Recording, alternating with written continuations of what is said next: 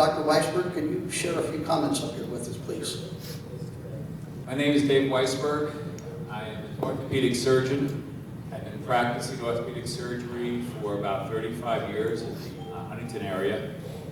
I am trained as a medical doctor. I'm trained as an orthopedic surgeon, but I also have had other experiences and other interests in my life, including starting a doctoral HMO business in '95 and try to stop the tidal wave, which unfortunately ran us over anyway in medicine because the insurance companies were just too big for us, but we tried to fight back.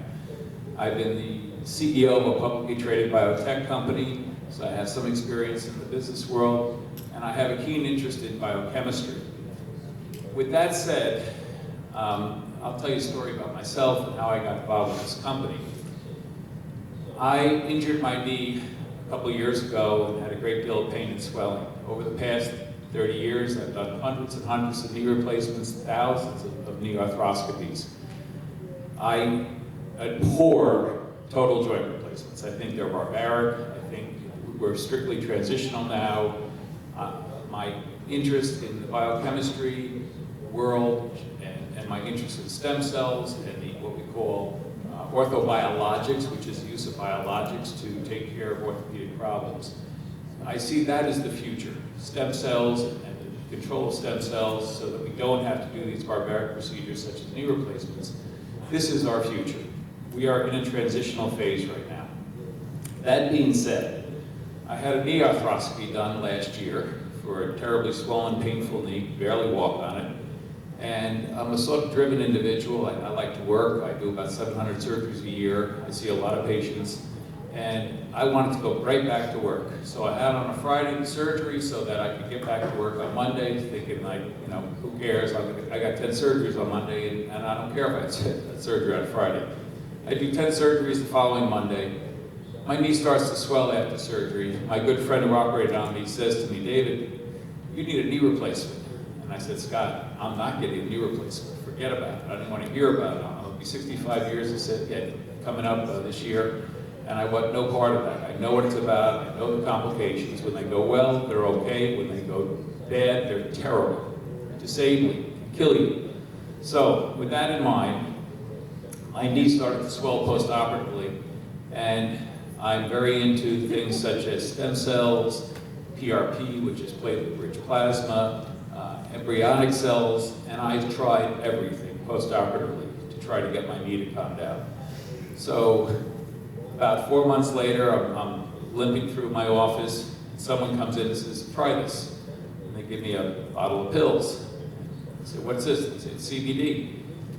So I said, well, another little background I have is that I was involved in creating the first CME course for physicians in New York State. When New York State first legalized medical marijuana, I was involved with creating a CME course for the doctors to help them train because of my interest in biochemistry.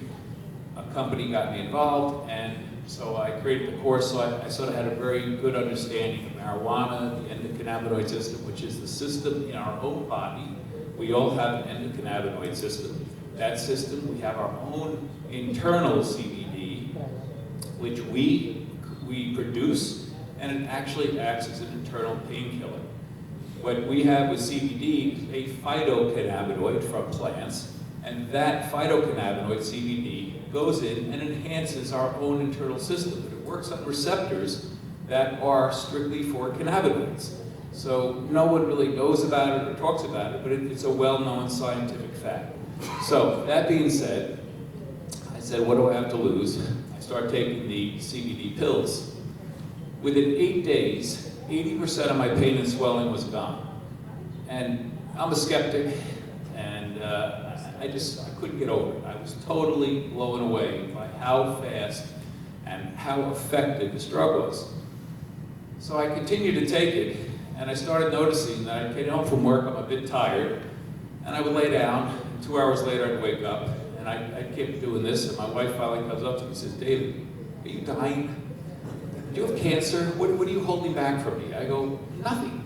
She goes, you come home every day, you get in bed, and you fall asleep for 2 hours. You're normally out gardening, doing this, doing that. I never stop when I go home. I go, no, I'm fine, but I'm exhausted. So I keep pursuing this because, taking the CBD because my knee, I don't want it to go back to where it was. And within a few weeks, I'm standing on top of a golf ball, and I'm looking down at the golf ball, and I realized that back in high school, I smoked marijuana.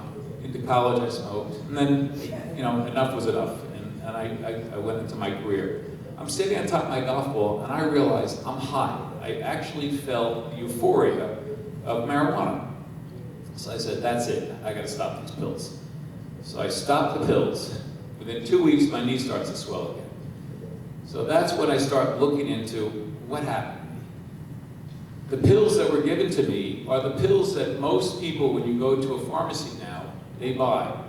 And those pills are CBD, but they're CBD that are derived from the hemp plant in a manner that is known as a full spectrum extract. That means that when they go to the hemp plant and they take the chemicals out of it, the process takes more than just CBD out. The hemp plant is defined as hemp if it has less than 0.3% THC in it. If it has greater than that, it is no longer hemp, it is marijuana. So for all these products to be manufactured, they have to be tested and be sure that they're less than 0.3% THC. When you do a full spectrum extract, you are removing that THC along with the CBD, along with about 60 other cannabinoids. Both THC and CBD are both in the class called cannabinoids. So when you do a full spectrum extract, you're getting the other cannabinoids, you're getting the THC, and you're getting the CBD, and you're getting fatty acids and a number of other products that are in the plant. It's cheaper to extract it that way, and in certain instances, there's probably an advantage to it. In my instance, as a patient, and in my instance as a practitioner who recommends this to my patients, it has no place because I don't want my patients drowsy. I cannot be drowsy on it, and I don't want people high. My goal is to take care of pain and symptomatology. So, and additionally to my patients, their goal is not to be fired from their job if they take a drug test, and the drug test comes up positive for the THC that is in the full spectrum extract. So you can get that positive, and that person could lose his job if they take a drug test for a full spectrum extract that they're taking. So with that being said, I was looking around and I found CANBIOLA, they were promoting an isolate. So what makes us very different from the majority of the CBD that is sold is that our product is pure isolate. To be more exact, our product is 99.5% pure CBD. The rest of it there's no THC in it whatsoever. The rest of it is certain inert products that has nothing to do with any bioactive process. So I got a hold of some CBD from CANBIOLA. I started taking it. Lo and behold, my pain and swelling went away again. My symptoms improved. My quality of life improved. And I said, this is great. Now, we heard this morning about the opiate crisis.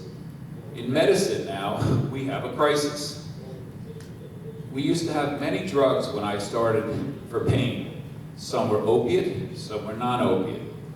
Where we are now for pain in medicine is we have Tylenol, we have anti-inflammatory drugs such as the Advils and Motrins, and we have prescription forms of them, but they're still what's called NSAIDs, non-steroidal anti-inflammatory drugs. And then we have narcotics. We have nothing in between, zero. So we are all, as physicians, acutely aware. Every narcotic pill we prescribe is registered with New York State. They are watching every physician now is to see their prescribing habits. But more importantly, we all realize that we're all part of creating this epidemic in terms of, in the past, we were more liberal with prescribing of opiates. The problem was, we had nothing in between, and we still have nothing in between. So what I've come to use is CBD. I have it in my office, I sell it to my patients, It's a revenue stream for me, and for many physicians, that revenue stream is an extremely important revenue stream. So they get a product that is pure, well-tested, more tested than most products you will ever see on the shelves, and these physicians derive a revenue stream from it. My patients, I can give it to an 80, 90-year-old woman, and I don't have to worry about a thing. They do just fine on it. They don't get high, they don't fall and trip and break their hips with any more regularity than they do otherwise based on their other issues. And they come back, and I find about 80% of my patients have a positive response. 20% of my patients will have no response. I don't know why that is. I'm sure it has something to do with our endocannabinoid system, which we haven't fully elucidated yet. But an 80% positive outcome is a very good outcome in medicine. And the cost-benefit analysis between giving them a narcotic, the elderly people narcotics, change their sensorium, they fall, they break their hips, they break their wrists, they get constipated. There's a million reasons not to give an elderly person a narcotic. And the young people, there's even more reasons. You don't want to get them down that road of narcotics. So I'm proud to say my office, my waiting room are not people all sitting there waiting for a narcotic prescription. They all know that I am, when it comes to that, I am strict, and I will give you one post-op prescription for narcotics, and unless there's a very good reason, that's the last prescription you'll get from me for a narcotic. What I'll do after that is I'll recommend CBD. We are seeing that there's a transformation, there's a paradigm shift, as I call it. The paradigm shift occurred in my practice, and the paradigm shift is going to occur all through medicine. You're going to see CBD, and you are seeing it now, explode through the industry as a way of having a safe product that will help pain, but it does more than that. It has benefits neurologically. It has benefits in people such as post-traumatic stress disorders, such as our military goes through on a regular basis, and many of my patients go through.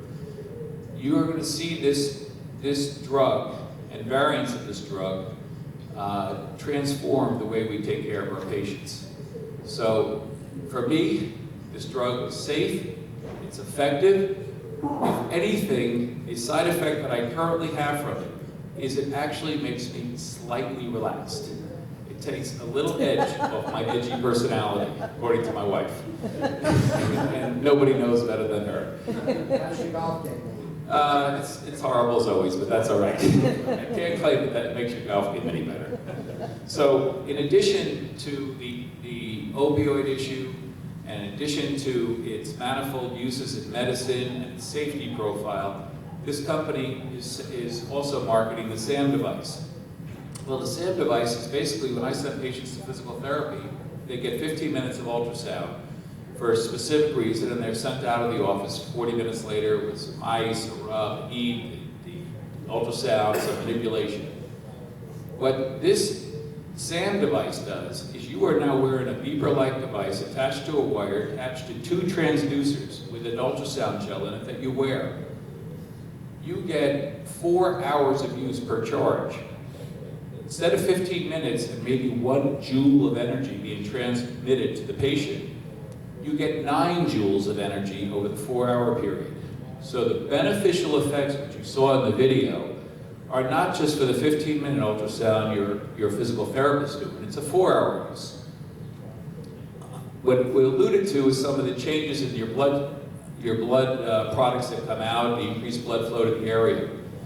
I do a lot of shoulder surgery and tendon reconstructions. There are studies that actually show that if I do a rotator cuff repair and I put that SAM device on the patient's shoulder, it actually promotes the healing of the tendon back into the bone. You know, this is a study that came through the National Institute of Health. It's a real deal study. This is major.